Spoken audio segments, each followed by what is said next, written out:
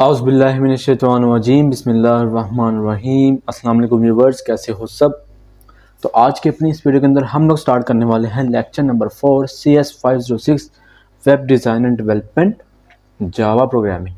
तो हमारा lecture number 4 जो है वो हमारा सारा का सारा ऑब्जेक्ट ओरिएंटेड प्रोग्रामिंग के ऊपर उसकी डिस्कशन है। ठीक है भाई। तो ऑब्जेक्ट ओरिएंटेड प्रोग्रामिंग क्या होती है, हमने 304 पढ़ी है, हमने 201 पढ़ी है, तो आपको सारा आइडिया होगा राइट। तो आप लोगों को अगर पता हो तो हमने क्लासेस और ऑब्जेक्ट्स के बारे में पढ़ा था C++ में। 201 में 304 आपकी सारी ऑब्जेक्ट ओरिएंटेड प्रोग्रामिंग की बुक है। ठीक है।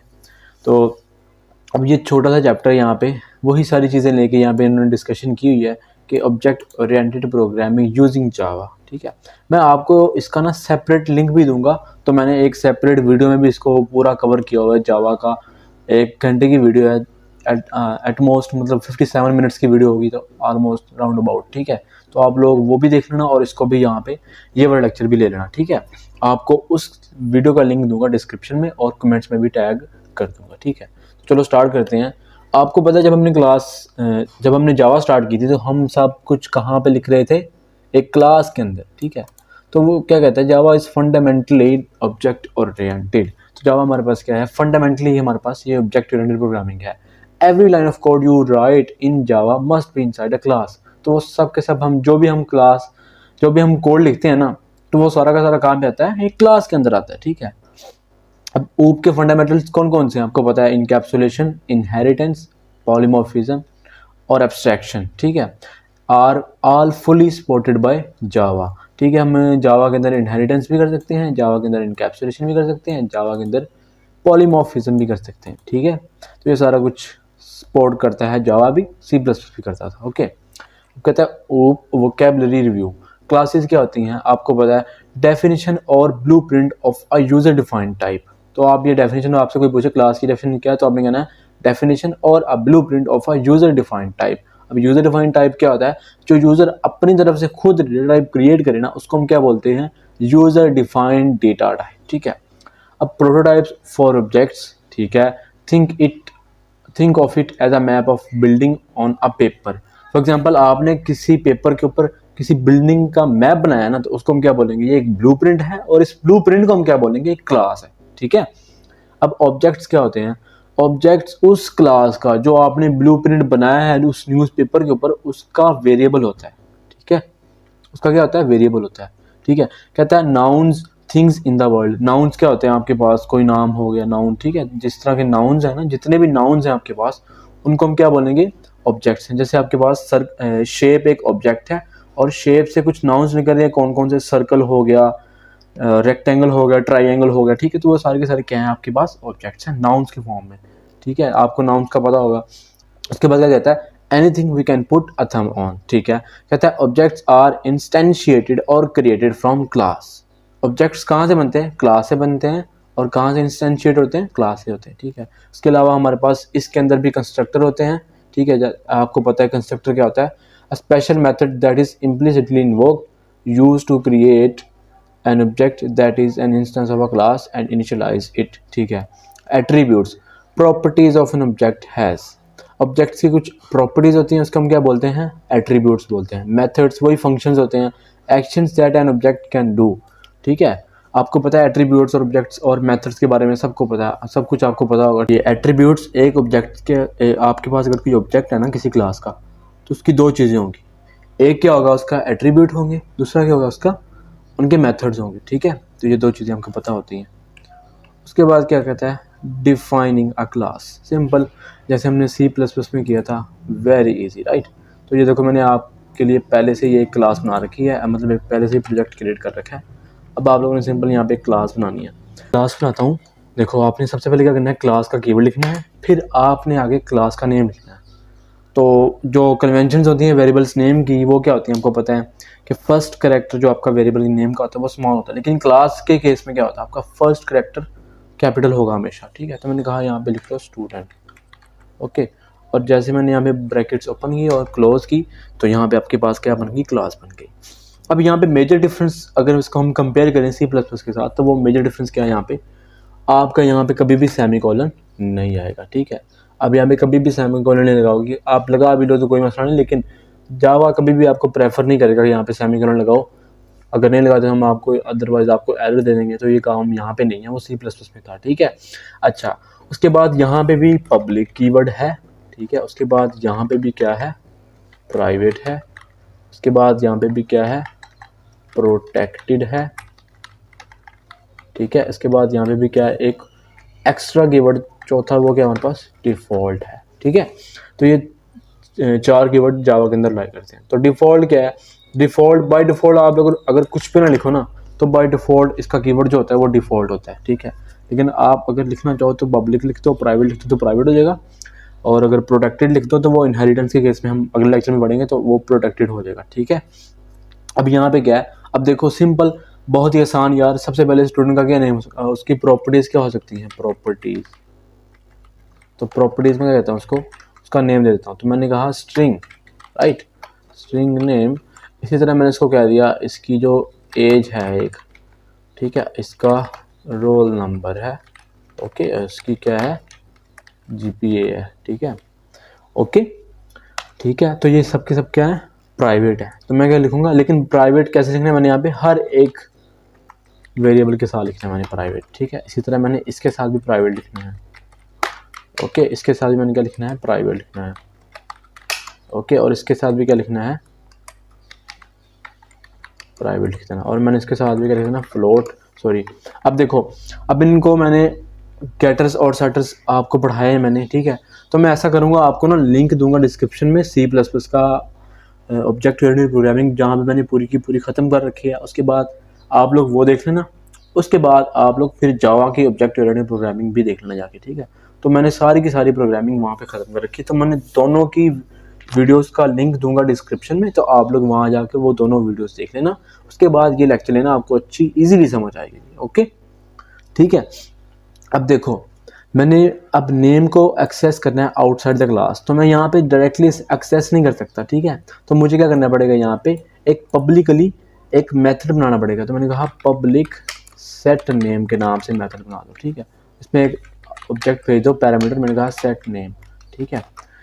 तो उसको मैंने वॉइड कहना था यार, इसलिए आ रहा था पब्लिक वॉइड सेट नेम, ठीक है, वॉइड सेट नेम। तो मैंने कहा ये वाला जो नेम है ना, ऊपर जो मैंने नेम लिया हुआ है, उसको क्या कर दो, इसके साथ सेट कर दो ऐसे, ठीक है। इसी तरह मैंने कहा पब्लिक वॉइड सेट एज ले लो, ठीक है, इंट ए।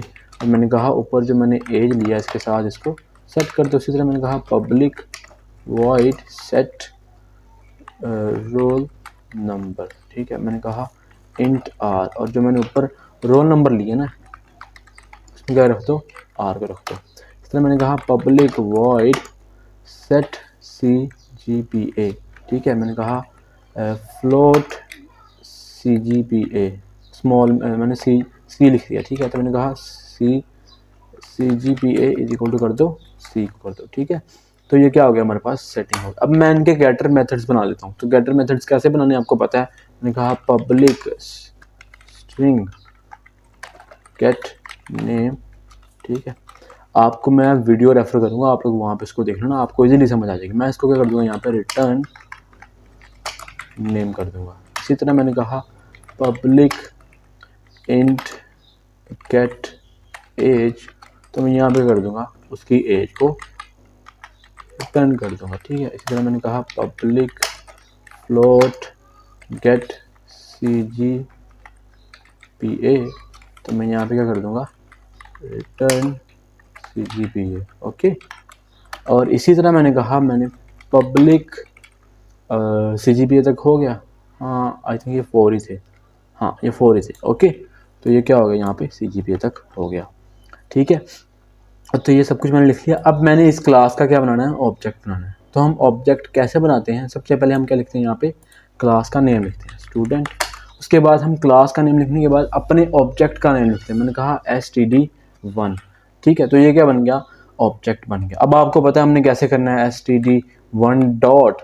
अब जैसे भी हमने कोई क्लास का ऑब्जेक्ट बना लिया ना, और उस क्लास के ऑब्जेक्ट्स के मेथड्स को कॉल करना हो ना, तो हम डॉट का ऑपरेटर यूज़ करते हैं, ठीक है। कौन सा ऑपरेटर यूज़ करते हैं, डॉट ऑपरेटर। मैंने कहा सेट एज, ठीक है। और इसको मैंने कह दिया एग्जांपल, आपकी जो एज है वो 12 है, ठीक है।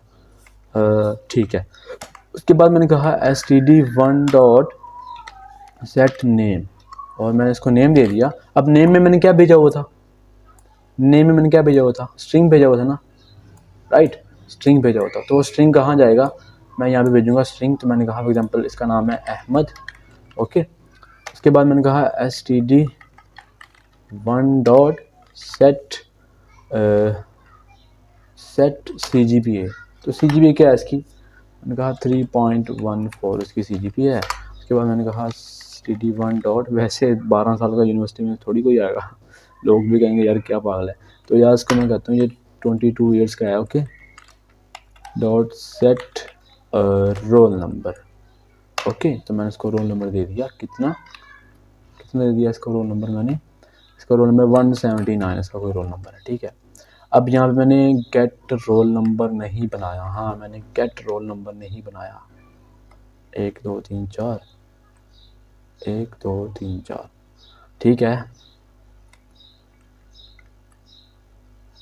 तो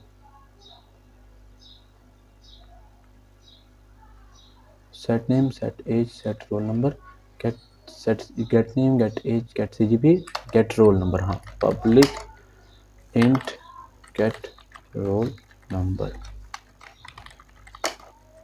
रिटर्न रोल नंबर, ठीक है। अच्छा, अब यहाँ पे मैं अगर जैसे इसको रन करता हूँ तो आपके सामने एरर आएगा। तो एरर क्यों आ रहा है, तो बात भाई हमेशा याद रखना, आप लोग कभी भी आप लोगों ने ऑब्जेक्ट ऐसे क्रिएट नहीं करना जावा में।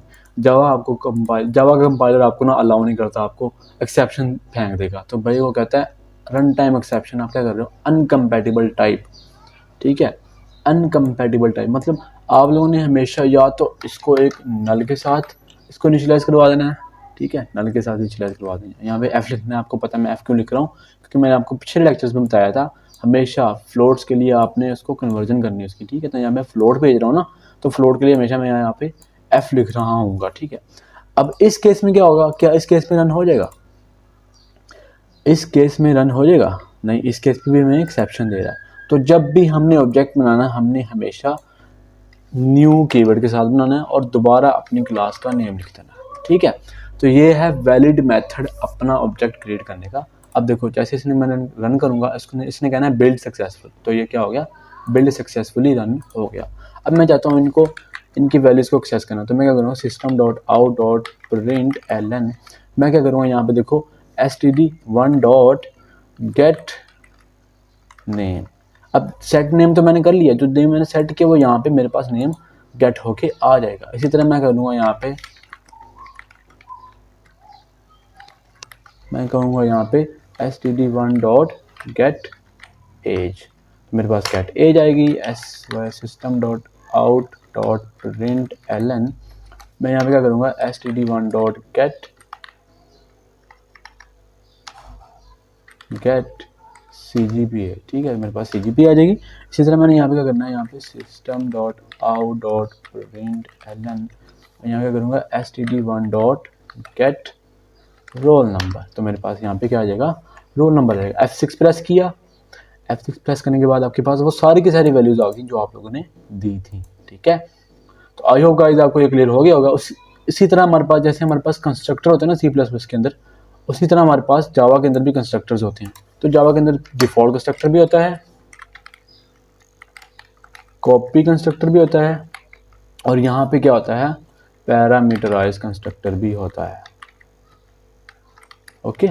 पैरामीटराइज कंस्ट्रक्टर भी होता है। मैं आपको 3-4 वीडियोस रेफर करूंगा, आप लोग वो अच्छे से देख लेना, उसके बाद ये लेक्चर लेना, आपको सारे कॉन्सेप्ट क्लियर हो जाएंगे, ओके, ठीक है। तो अब देखो मैं एक कंस्ट्रक्टर बनाता हूँ, आपको पता है constructor is the same name as the class name, मैंने कहा पब्लिक स्टूडेंट, ठीक है। अब मैंने स्टूडेंट का कंस्ट्रक्टर बना लिया। मैं यहाँ पे करता हूँ नेम को कहता हूँ जी तुम खाली रहो, और इसकी एज में देता हूँ 0, और उसका जो रोल नंबर है उसको भी मैं कहता हूँ जी तुम्हारा रोल नंबर भी 0 है, उसका जो मैंने CGPA है उसको मैं कहता हूँ 0.0, ठीक है। तो 0.0 F, ये नहीं भूलना भाई। तो यार मैं इसको ऐसे करता हूँ, चलो ठीक है रहने दो, ओके। F क्यों लिख रहा हूँ, हमको पता है हमें इसको हमेशा डबल से देना पड़ता है जावा के अंदर, लेकिन मैं फ्लोट लिख रहा हूँ तो फ्लोट में कन्वर्जन हो जाएगी, ओके। तो यहाँ पे क्या हो गया, फ्लोट में कन्वर्जन होगी, और ये सारे सेटल्स मेथड्स आ गए, और नीचे आपके सारे के सारे क्या आ गए, गेटर्स के मेथड्स आ गए। ओके, तो आई होप गाइस आपको क्लियर हो गया होगा। अब देखो मैं यहाँ पे करता हूँ, मैंने यहाँ पे डिफ़ॉल्ट कंस्ट्रक्टर बना लिया होगा, ठीक है। अब मैं अगर इनको कमेंट आउट कर दूँ और अगर मैं इसको दोबारा रन करूँ तो डिफ़ॉल्ट वैल्यूज़ जो मैंने दी होंगी ना, तो वो यहाँ पे आके प्रिंट हो जाएंगी। ओके, अब मैं क्या करता हूँ, यहाँ पे पैरामीटराइज्ड कंस्ट्रक्टर बनाता हूँ। तो पैरामीटराइज्ड कंस्ट्रक्टर कैसे बनाते हैं, पब्लिक स्टूडेंट, सबसे पहले ये आपके पास क्या है, स्ट्रिंग नेम है, फिर इंट एज है, फिर क्या आपके पास इंट रोल नंबर है, फिर आपके पास क्या है, फ्लोट CGPA है, ठीक है। तो यहाँ पे सिंपली वही काम करो, नेम में रख दो n रख दो, एज में रख दो a को, रोल नंबर में रख दो r को, और CGPA के अंदर रख दो c को, ठीक है। तब देखो अगर मैं यहाँ पे जाके अब कंस्ट्रक्टर कैसे कॉल करना है, अब आपको यहाँ पे वैल्यूज़ देनी पड़ेंगी। सबसे पहले आपके पास क्या है, नेम है, तो क्या नेम है, तैमूर। उसके बाद आपके पास क्या है, दूसरे नंबर पे आपने क्या पास किया, एज, रोल नंबर और CGPA है। तो दूसरे नंबर पे हमारे पास क्या है, एज है, तो मैंने कहा 23 है, और इसकी रोल नंबर इसका क्या है, इसका रोल नंबर क्या है 196, और इसकी CGPA है 3.6, ठीक है। तो देखो मैंने इसको यहाँ पे कर लिया। अब मैं ये देखो ये सेटर मेथड्स को हटा दिया मैंने, यहाँ पे कमेंट आउट कर दिया होगा। और अब क्या कह रहा है, यहाँ पे दोबारा F लगाओ भाई। इसको मैं दोबारा रन करूँगा, तो दोबारा रन करने पे हमारे पास क्या आ गया, मूव 23, 3.6, 196 आ गया, ठीक है। अब देखो जैसे मैं अगर यहाँ पे इनको अप्लाई कर दूँ ना दोबारा, तो जो मेरे पास ये वैल्यूज़ होंगी ना, ये चेंज हो जाएंगी, क्योंकि मैंने बाद में इनको सेट कर दिया इनके साथ, ठीक है। अब अगर मैं इसको दोबारा रन करूँ तो यहाँ पे देखना, अब इसने वैल्यूज़ को चेंज कर देना, ठीक है। ये देखो आपकी वैल्यूज़ से यहाँ पे चेंज होंगी। ओके, तो ये सारी की सारी चीज़ें आपने C++ में पढ़ी होंगी, ठीक है। तो इतना घबराने वाली बात नहीं है। ओके, कंपैरिजन में C++ करें, आपको पहले बता दिए पब्लिक होता है, प्राइवेट प्रोटेक्टेड होता है, और क्या होता है, मैं यहाँ पे हमारे पास यहाँ पे चौथा डिफ़ॉल्ट होता है। तो डिफ़ॉल्ट आपको एक अलग लेक्चर में आपको बता दूंगा डिफ़ॉल्ट क्या होता है। ओके, अब यहाँ पे कहते हैं there is no semicolon at the end of the class, all methods and functions are written in line. तो ये सारे के सारे क्या होते हैं, इन लाइन होते हैं। ओके, उसके बाद हमारे पास डेटा टाइप्स होती हैं, कौन सी, numeric, char with null, boolean with false. Okay, और हमारे पास ऑब्जेक्ट्स के जो रेफरेंसेस होते हैं वो नल होते हैं, ठीक है। ओके, अब यहाँ पे कहता है जी remember the same rule is not applied to the local variables defined inside method body using local variable without initialization is a compile time error. मतलब क्या है इसका, अगर आप लोगों ने कोई भी वेरिएबल जावा के अंदर, अगर आप लोगों ने जावा के अंदर कोई भी वेरिएबल, अगर जावा के अंदर कोई भी वेरिएबल विदाउट इनिशियलाइजेशन ऐसे बना के छोड़ दिया ना, और आपने उस वेरिएबल को प्रिंट करने की कोशिश की, तो उस केस में क्या होगा, जावा का कंपाइलर आपको एरर दे देगा, ठीक है। आपके पास एरर आ जाएगा। Okay, it is must to initialize और assign some value to the variable that you have declared, ठीक है। जो आप लोगों ने वेरिएबल डिक्लेयर किया है उसको, ये मस्ट है आप उसको इनिशियलाइज करो या फिर उसको कोई ना कोई वैल्यू साइन करो, अदरवाइज आपका वो एरर ही है। ओके, अब इस केस में क्या होगा, तो इस केस में सिंपली चल जाएगा। ओके, इस केस में कोई मसला नहीं है। लेकिन आप बाय डिफ़ॉल्ट जो आपको मतलब आपने जस्ट डिक्लेयर किया, उसको कोई वैल्यू प्रोवाइड नहीं की ना, तो जावा उसको एरर देगा, कोई भी वेरिएबल है, ठीक है। प्रिमिटिव्स के केस में कोई भी वेरिएबल है तो उस केस में क्या होगा, एरर आएगा। ओके, उसके बाद कंस्ट्रक्टर है, आपको पता है कंस्ट्रक्टर क्या होता है, same name as a class name, does not have any return type, not initialization list. तो C++ में क्या था, हमारे पास कुछ कॉन्सेप्ट था करके इनिशियलाइजेशन लिस्ट का, तो वो यहाँ पे नहीं है, रिटर्न टाइप नहीं होती इसकी। तो वहाँ पे हमारे पास कंपाइलर कॉल करता था कंस्ट्रक्टर को, यहाँ पे हमारे पास JVM कर रहा है, बस डिफरेंस ये है। और डिस्ट्रक्टर तो होते नहीं यहाँ पे, उसके तो बात ही छोड़ो। डिस्ट्रक्टर क्या आता है, डिस्ट्रक्टर यहाँ पे होते ही नहीं है, ठीक है। तो डिस्ट्रक्टर को कौन हैंडल करता है, आपका डिस्ट्रक्टर। अगर डिस्ट्रक्टर नहीं है तो हमारे पास मतलब ये हुआ कि डायनामिक मेमोरी लोकेशन वाली कॉन्सेप्ट्स भी हमारे पास नहीं है, ठीक है।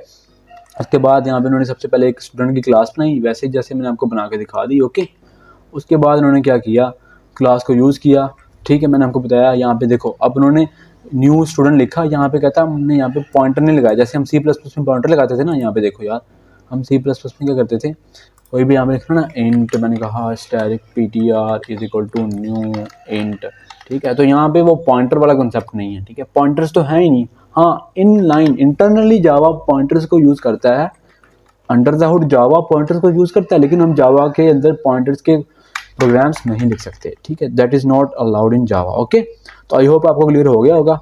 ओके अच्छा, अब उसके बाद क्या कहता है भाई साहब, उसके बाद यहाँ पे उन्होंने यहाँ पे देखो सारा कुछ आपको यूज़ करके दिखाया। यहाँ पे एरो का ऑपरेटर भी नहीं है, ठीक है। जैसे हम वहाँ पे करते थे ना C++ के अंदर, वहाँ पे हम डॉट के साथ अगर हमने पॉइंटर यूज़ किए तो हम एरो का ऑपरेटर यूज़ करते थे किसी की ऑब्जेक्ट को कॉल करने के लिए। यहाँ पे हमारे पास क्या है, डॉट का ऑपरेटर यूज़ हो रहा है, एरो का ऑपरेटर है ही नहीं, ठीक है। अब कहता है, ये आपको मैं पहले बता चुका हूँ, objects are always pass by reference and primitives are always pass by value in Java, ठीक है।